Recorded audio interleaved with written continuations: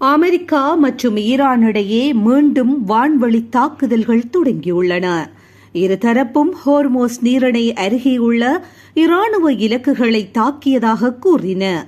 அமெரிக்க ராணுவத்தின் மத்திய கட்டளை மையமான சென்கோம் இது தொடர்பாக கூறும்போது, ஈரானின் கோருக் மற்றும் கெஷும் தீவு பகுதிகளில் உள்ள ரேடார் அமைப்புகள் மற்றும் ட்ரோன்களுக்கான கட்டளை மற்றும் கட்டுப்பாட்டு மையங்கள் மீது தற்காப்பு நடவடிக்கையாக தாக்குதல் நடத்தப்பட்டது என தெரிவித்தது.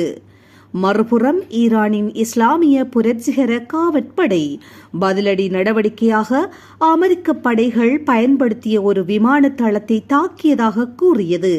ஆனால் இந்த தாக்குதல் எங்கு நடத்தப்பட்டது என்பதை குறிப்பிடவில்லை. முன்னதாக அமெரிக்க அதிபர் டொனால்ட் ட்ரம்ப் அமைதி ஒப்பந்தத்திற்கு வழிவகுக்கும் சமீபத்திய முன்மொழிவின் நிபந்தனைகளை திருத்தம் செய்ய கோரியதாக அமெரிக்க ஊடகங்கள் செய்தி வெளியிட்டன.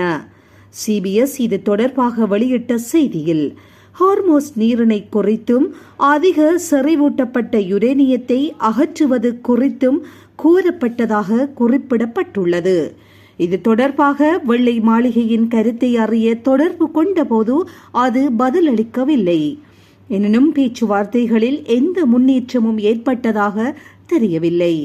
ஈரானின் பேச்சுவார்த்தை குழுவின் தலைவரான முகமது பாகர் கலிபாப் ஞாயிறு அன்று இது பற்றி கூறுகையில், ஈரானின் உரிமைகள் முழுமையாக பாதுகாக்கப்படாவிட்டால் எந்தவொரு ஒப்பந்தத்திற்கும் தாங்கள் ஒப்புக்கொள்ள மாட்டோம் என்றார்.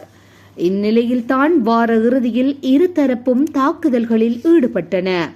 சனிக்கிழமை மற்றும் ஞாயிற்றுக்கிழமைகளில் தாங்கள் நடத்திய தாக்குதல்கள் சர்வதேச கடற்பரப்பில் செயற்பட்டு வந்த அமெரிக்க MQ-1 ட்ரோன் சுட்டு வீழ்த்தப்பட்டது உள்ளிட்ட ஈரானின் ஆக்கிரமிப்பு நடவடிக்கைகளுக்கு பதிலடியாக மேற்கொள்ளப்பட்டவை என்று அமெரிக்கா தெரிவித்தது. எக்ஸ் தளத்தில் சென்கோம் வெளியிட்ட பதிவில், இப்பிராந்திய கடல் வழியாக செல்லும் கப்பல்களுக்கு அச்சுறுத்தலாக இருந்த ஈரானிய ராணுவத்தின் வான் பாதுகாப்பு அமைப்புகள், ஒரு தரை கட்டுப்பாட்டு நிலையம் மற்றும் 2 ட்ரோன்கள் மீது அமெரிக்க போர் விமானங்கள் தாக்குதல் நடத்தியதாக கூறியது.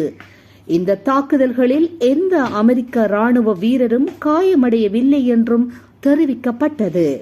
பாரசீக வளைகுடாவில் உள்ள ஷிரிம் தீவில் அமைந்திருந்த தனது தகவல் தொடர்பு கோபுரம் மீது அமெரிக்கா தாக்குதல் நடத்தியதற்கு பதிலடியாக அந்த தாக்குதலுக்கு பயன்படுத்தப்பட்ட விமான தளத்தை தாக்கியதாக IRGC தெரிவித்தது. அமெரிக்காவின் தாக்குதல் மீண்டும் தொடருமானால் ஈரானின் பதிலடி முற்றிலும் மாறுபட்டதாக இருக்கும் என ஈரானிய ராணுவம் குறிப்பிட்டதாக ஃபார்ஸ் செய்தி முகமை செய்தி வெளியிட்டது. குவைத் ராணுவம் தனது வான் பாதுகாப்பு அமைப்புகளின் உதவியுடன் எதிர்த்தரப்பு ஏவுகணை மற்றும் ட்ரோன் தாக்குதல்களை எதிர்கொண்டு வருவதாக தெரிவித்தது. ஆனால் அவை எங்கு இடைமறிக்கப்பட்டன என்பது குறித்து குறிப்பிடவில்லை. முன்னதாக கப்பல் போக்குவரத்து வழித்தடங்களில் கன்னிவெடிகள் பதிக்கப்படுவது மற்றும் ஏவுகணை தாக்குதல்களை தடுப்பதாக கூறி அமெரிக்கா கடந்த வாரம் தாக்குதல் நடத்தியது. அமெரிக்காவின் வான்வழி தாக்குதலுக்கு பதில் நடவடிக்கையாக குவைத்தில் உள்ள விமான தளத்தை ஈரான் குறிவைத்தது. ஏப்ரல் 8ஆம் தேதி போர் நிறுத்தம் அமலுக்கு வந்திருந்தாலும் அமெரிக்காவும் ஈரானும் நிரந்தர ஒப்பந்தத்தை எட்டுவதற்கு நெருக்கமாக உள்ளன என்றும் பேச்சுவார்த்தைகளில் முன்னேற்றம் ஏற்பட்டுள்ளது என்றும் டொனால்ட் ட்ரம்ப் பலமுறை கூறியுள்ளார். ஆனால் இதுவரை எந்த அதிகாரப்பூர்வ ஒப்பந்தமும் எட்டப்படவில்லை. உலகளாவிய எண்ணெய் மற்றும் திரவமாக்கப்பட்ட இயற்கை எரிவாயு ஏற்றுமதிகளில் ஏறக்குறைய 1/5 பொதுவாக வளைகுடா கப்பல் போக்குவரத்து வழித்தடத்தின் வழியாகவே செல்கின்றது. இதனால் நடைமுறையில் உள்ள வர்த்தக தடை உலகெங்கிலும் எரிபொருள் விலைகள் உயர்வதற்கான காரணமாக அமைந்துள்ளது. ஞாயிறு அன்று தற்போது உள்ள ஓர் ஒப்பந்தத்தில் மாற்றங்களை ட்ரம்ப் கூறியிருந்தார். எனினும் ஈரான் அத்தகையது ஊகம் என கூறி நிராகரித்தது குறிப்பிடத்தக்கது.